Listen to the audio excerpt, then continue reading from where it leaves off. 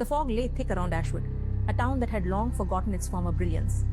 Even the sun rarely broke through the peculiar haze that cloaked the streets like an oppressive shroud. Townsfolk spoke of an unsettling presence lingering just beyond the mist, of dreams twisted by alien shapes lurking in the shadows, always watching. Oliver, a once celebrated astronomer, found himself shackled by doubt and dread. In his youth, he had gazed into the cosmos, yearning for its secrets. Now, it seemed to whisper dark truths he could barely grasp. Each night, he dreamed of strange geometries and incomprehensible entities beckoning from the abyss. The first signs crept in subtly, shadows danced where no light fell, fleeting whispers curled incomprehensibly in the air.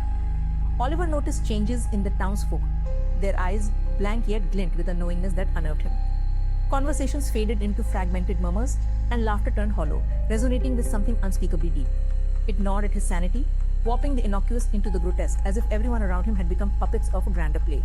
As days bled into nights, his grip on reality unraveled. He could no longer tell if the haunting figures at the edges of his vision were flesh or darker matter.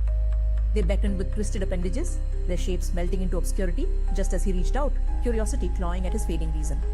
One night, he fell into an involuntary trance beneath the pockmarked sky, whispers flowing through him, igniting panic in every nerve. They spoke of the celestials, entities close to human understanding, seeking vessels to manifest among the living. An icy tendril coiled around his heart as his rationale shattered, realizing he was not merely observing cosmic horror, he was becoming part of it.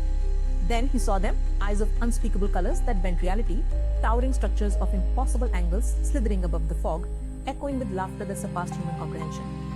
In that dreadful moment, he understood Ashwood was an altar, its residents unwilling acolytes. Oliver stumbled back in terror, yet deep down he knew he was destined to be an offering, forever lost to the consuming void of an otherworldly presence. He drifted into darkness, becoming a shadow among shadows, surrendering to the cosmic enigma that gnawed at the fabric of his essence, leaving behind only the fog as it seeped further into the world.